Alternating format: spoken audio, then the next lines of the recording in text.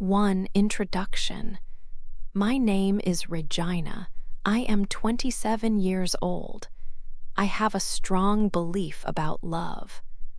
For me, love is not about deep feelings or happy endings. It is more like a game, a competition. In this game, the person who shows less care, who seems less interested, is the one who wins. This idea guides my actions. It is a core part of who I am, and it forms the basis of my story.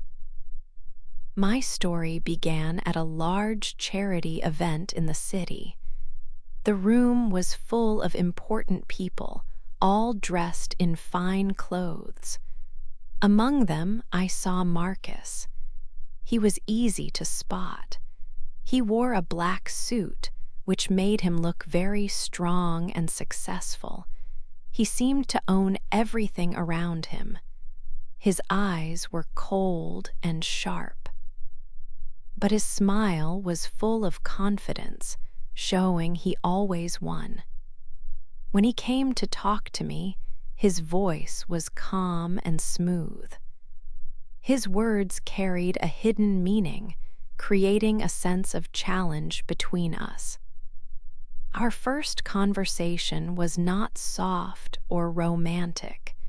It was not the start of a typical love story. Instead, it felt like the first move in a strategic game, a silent battle of wills. Marcus asked for my phone number, but I did not give it to him quickly. I made him wait. This was a purposeful decision. I wanted him to chase me. I wanted to see if he would be patient and work for my attention. I wanted him to know I was not easily won. As I watched him, I saw interest and enjoyment in his eyes. He seemed to like the idea of pursuing me. This first meeting was not about true connection. It was about strategy, power, and the thrill of the game. It marked the beginning of a complex relationship between us. 2. The first game. The first game started with a simple text message. Marcus sent it the day after we met. I saw his message right away on my phone, but I did not reply. I waited. My personal rule was to never answer a message too fast. I waited for 6 hours. If I answered quickly, he might think I was very interested or even needy. I did not want him to think that. This was my first move in our undeclared contest.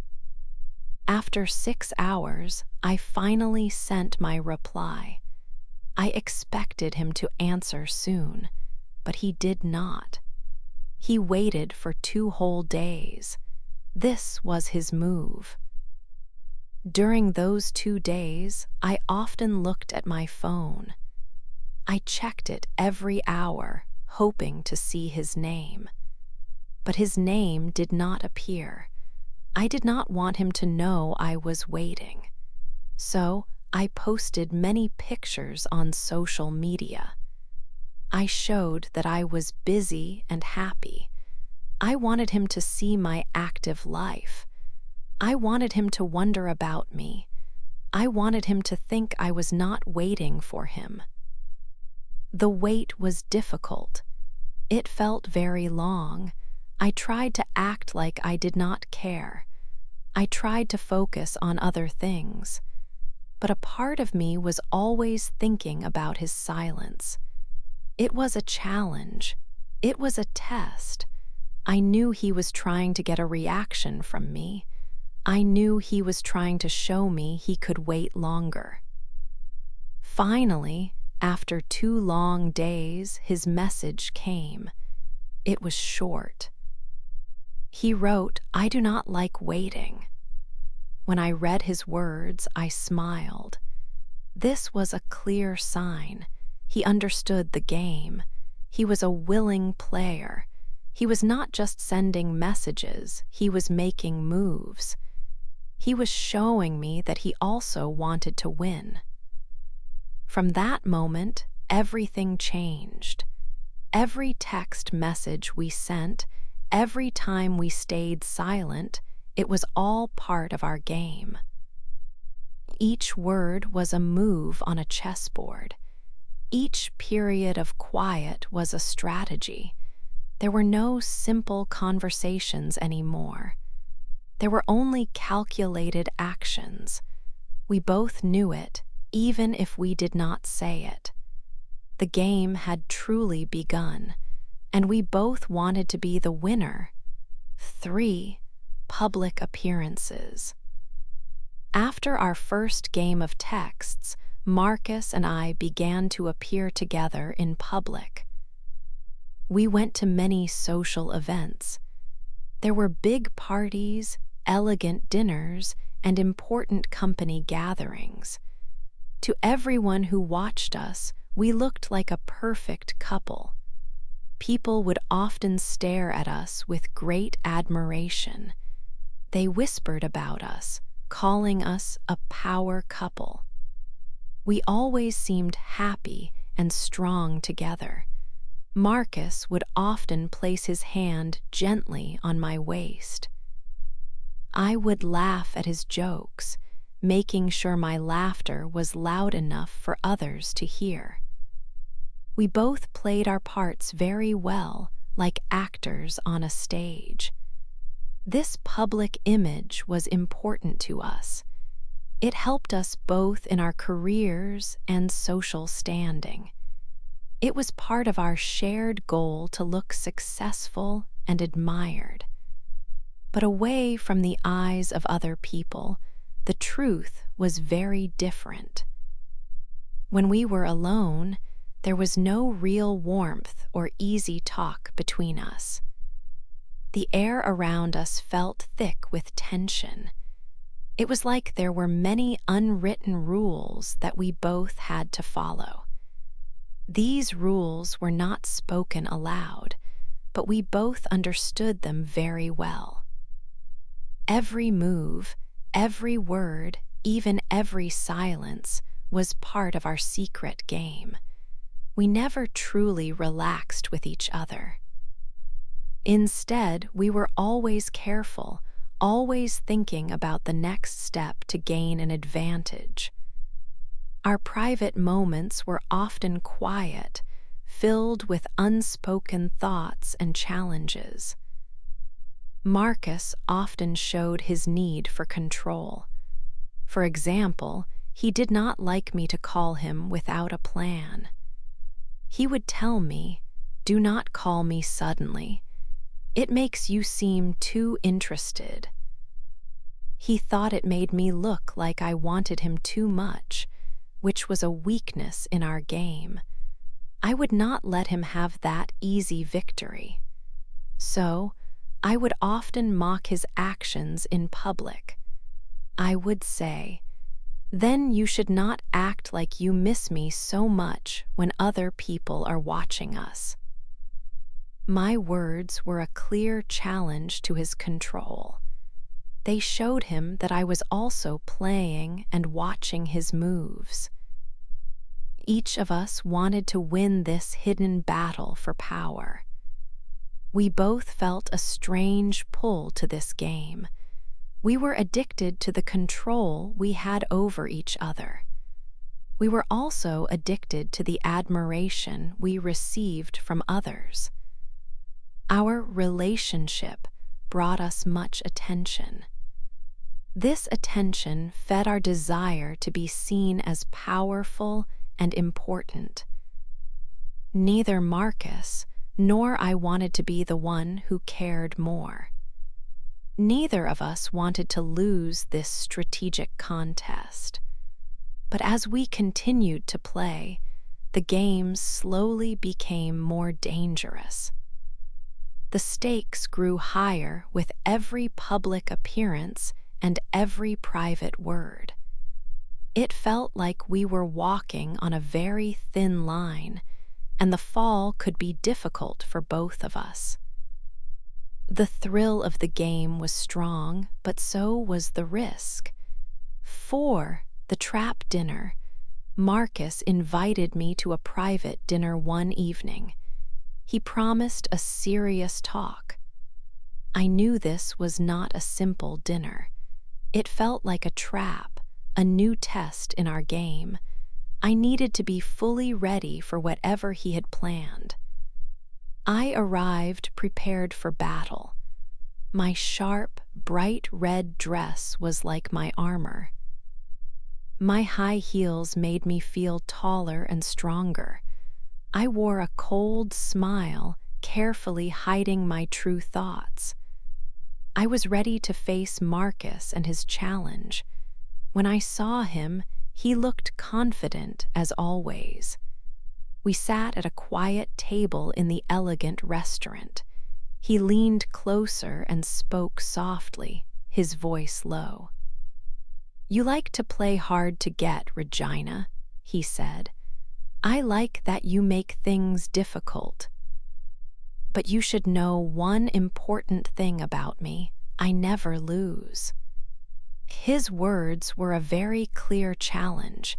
He thought he would easily win our game. I looked into his eyes with equal confidence. I was not afraid to fight him.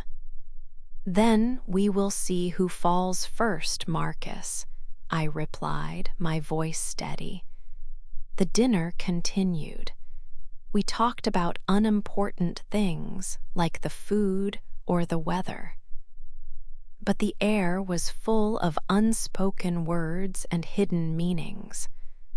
Our eyes held a silent battle. Each look was a move. We both wanted to control the situation, showing no weakness. The night ended without a kiss. He did not try to kiss me, and I did not let him. It was a mutual decision. We both wanted to prolong the game, to keep the other person waiting and wondering about our next move. I walked away from the dinner, pretending I did not care. I showed no emotion on my face, but inside I felt a strange tremor. My heart beat a little faster.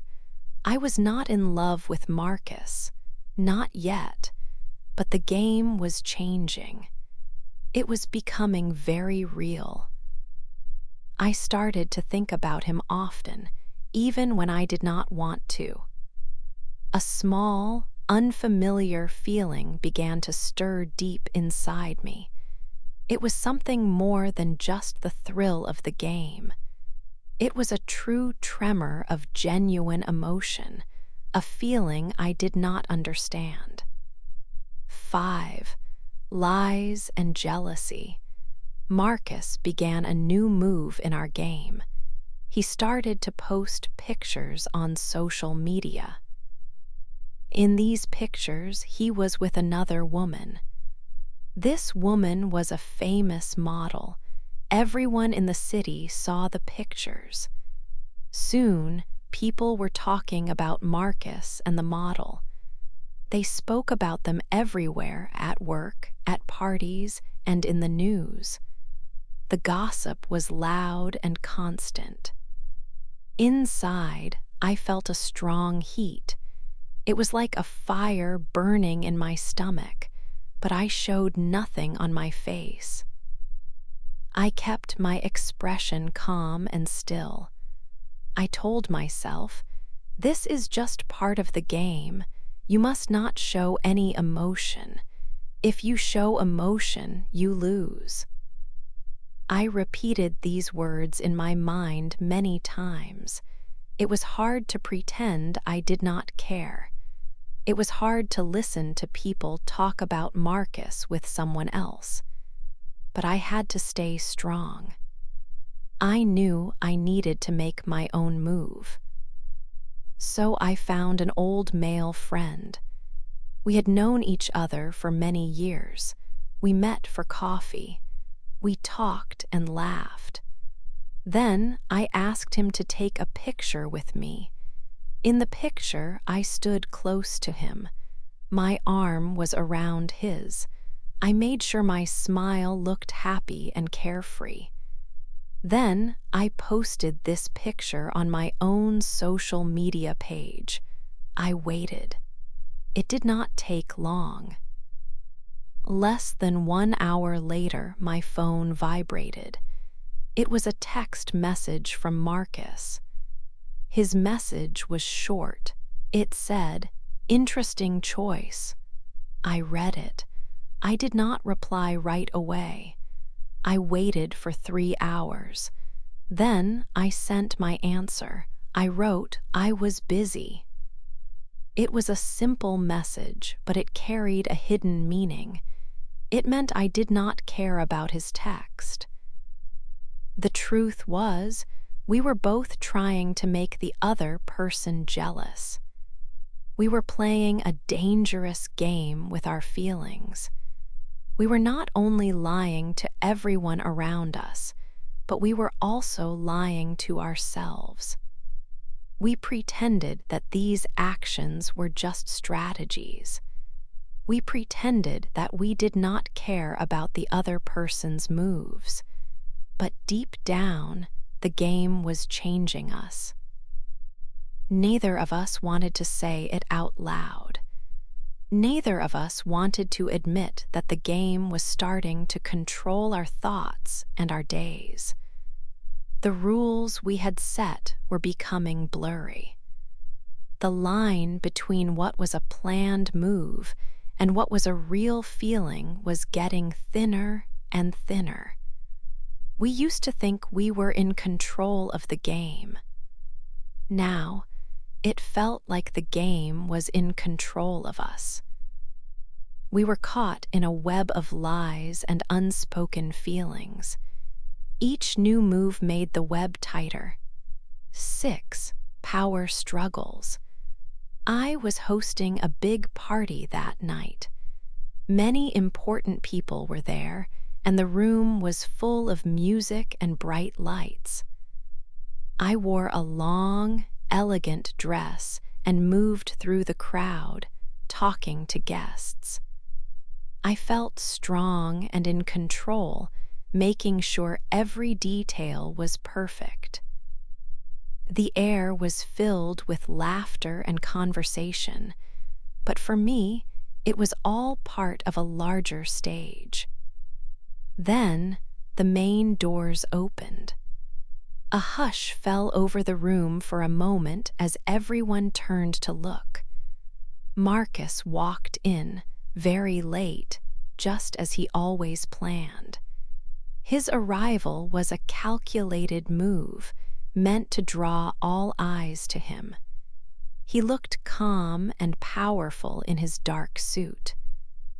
He saw me across the crowded room and began to walk slowly towards me. Each step was confident, a silent challenge.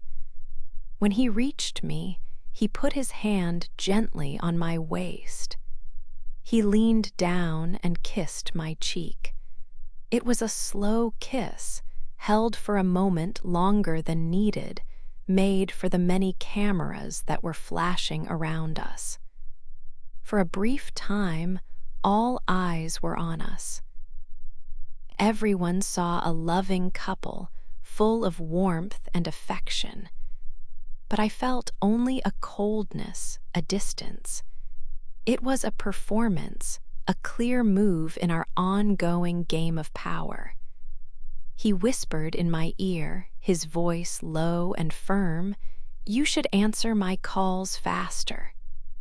It was a warning, a demand for control. I smiled sweetly at him, a smile that hid my true feelings. "You should stop thinking you own me," I whispered back, my own voice soft but holding a sharp challenge. We stood there, our faces close, speaking words that sounded kind to others but were full of hidden meaning for us. Later in the evening, he asked me to dance. We moved together on the dance floor, our bodies close, but our minds were far apart, each planning the next move. It was a dance of control, not of love. Each step, each turn was a silent fight. Who would lead? Who would follow?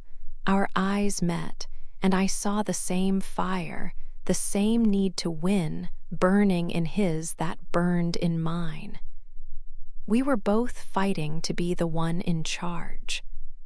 People around us saw a couple with deep passion.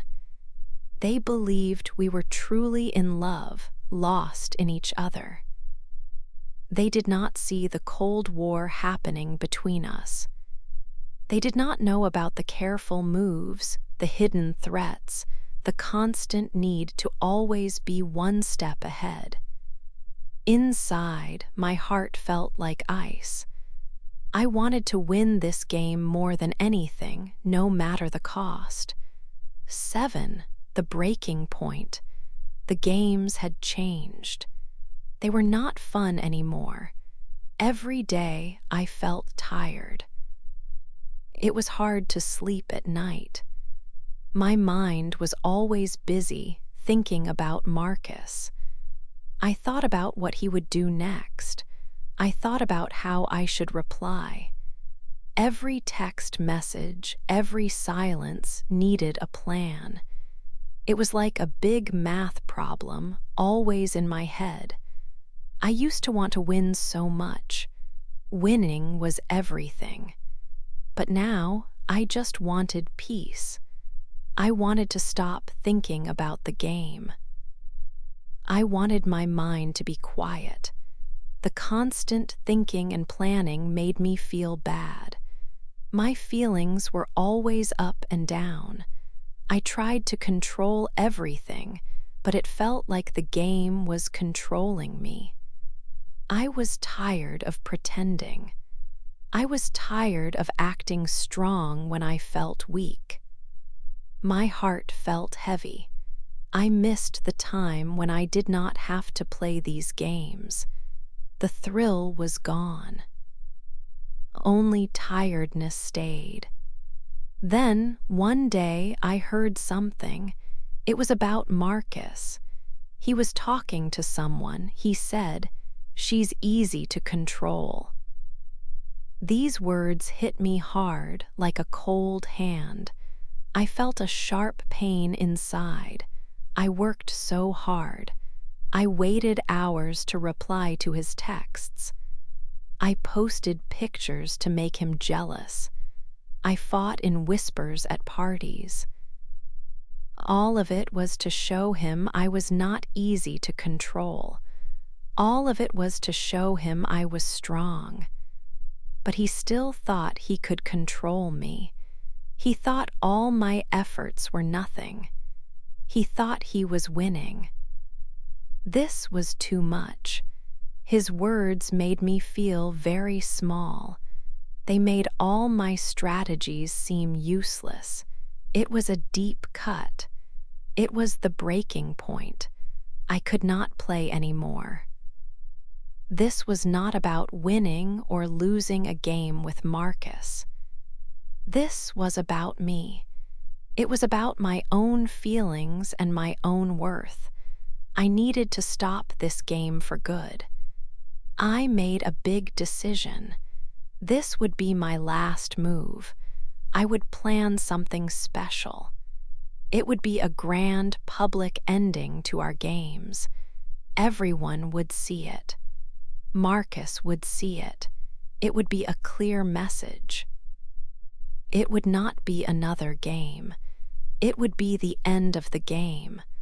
I started to think about the details. This time, I would win by walking away. 8, the end of the game. The large event was exactly as I planned. Many people were there, and the room was full of lights and music. Marcus was also there, watching me. He probably thought it was another part of our game. He expected me to do something to challenge him or to make him jealous. But this time, it was different. This was not a game. This was the end. I walked to the stage and took the microphone. Everyone became quiet. I looked at Marcus for a moment. His face showed he was ready for my next move, but my words were not what he expected. I spoke clearly. I thanked him. I said he had taught me something important. "You taught me the power of walking away," I told everyone. It was a simple sentence, but it held a big meaning for me. Then I put the microphone down. I turned around and walked out of the event. I did not look back. I did not want to see his face. I did not want to see anyone's face. I just wanted to leave. I wanted to be free. Later, Marcus called my phone. He called many times. He called after 1 hour. He called after 6 hours. He called the next day. But I did not answer. Before, I would wait to answer. That was part of the game. Now, the silence was not a game. It was my choice. It was my freedom. I decided not to play anymore. I finally understood something important. Our connection was never about real love. It was about the game itself. We both liked the chase. We liked the feeling of power. We liked the attention we got from others. We enjoyed trying to win against each other. But a game cannot last forever. All games must end. When a game ends, the real feelings, or the lack of them, become clear. My name is Regina, and this is how I stopped playing. For a long time, I thought winning meant making Marcus fall for me. I thought it meant showing him that I cared less. But I was wrong. True victory was not about him. It was about me. It was about getting myself back. It was about refusing to play a game that made me unhappy and tired. I chose to walk away and find my own peace. I chose to be free from the constant need to strategize and control. This was my final move, and it was the best one. I finally won, not against Marcus, but for myself.